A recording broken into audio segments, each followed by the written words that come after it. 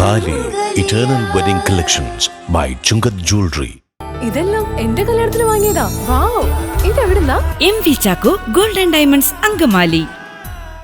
അതിദരിദ്രർക്കുള്ള സൗജന്യ ഭക്ഷ്യക്കിറ്റ് വിതരണം ചെയ്ത് അങ്കമാലി നഗരസഭ 2023-24 വാർഷിക പദ്ധതിയിൽ ഉൾപ്പെടുത്തിയാണ് ഭക്ഷ്യക്കിറ്റ് വിതരണം നൽകിയത്.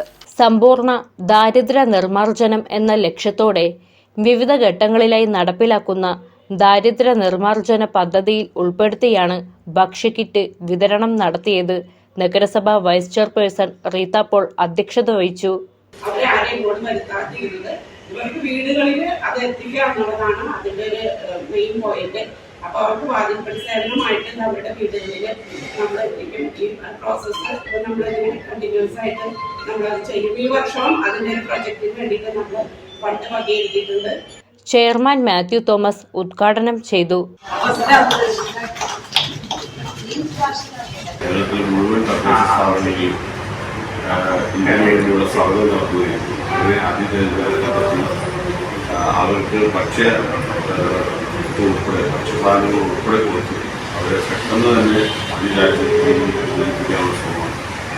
നഗരസഭാ പ്രദേശത്ത് മാനദണ്ഡങ്ങൾ പാലിച്ച് നമ്മൾ നടത്തിയ സർവേയിൽ നേരത്തെ സൂചിപ്പിച്ചതുപോലെ 25 പേരെയാണ് നമ്മൾ കണ്ടെത്തിയത്.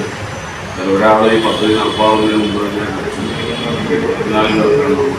യോഗത്തിൽ സ്ഥിരം സമിതി അധ്യക്ഷന്മാരായ Saju Nedungadan, Baston D Paraikkal, Lissy Poly teacher, LDF parliamentary party leader TY Elias, കൗൺസിലർമാരായ Lekha Madhu, Sandeep Shankar, Gracy Devassy, health inspector Santhosh Kumar, KILA resource person P Sasi തുടങ്ങിയവർ സംസാരിച്ചു. ബുദ്ധിമുട്ടുന്ന ആളുകളുണ്ടെങ്കിൽ അവരെ കണ്ടെത്തി കൊടുക്കുക എന്നുള്ളതാണ്. അതല്ലാതെ ഇത് സ്ഥിരമായി നമുക്ക് സ്ഥിരം ചെയ്യേണ്ട ഒരു കാര്യമല്ല എന്നുള്ളതുകൂടി ഓർപ്പിക്കുന്നതിനൊപ്പം തന്നെ ഇതിന്റെ ഈ ചടങ്ങിൽ എത്തിച്ചേർന്ന എല്ലാവർക്കും ഔപചാരികതയുടെ പേര് നന്ദി പറയേണ്ട കാര്യമില്ല. കാരണം ഇത് നമ്മുടെ ഉത്തരവാദിത്തമാണ് ചെയ്യുന്നത്. അപ്പോൾ ഔപചാരികതയുടെ പേരിൽ മാത്രം ഈ പരിപാടിയിൽ പങ്കെടുത്ത മുഴുവൻ ആളുകൾക്കും നഗരസഭയുടെ പേരിൽ നന്ദി.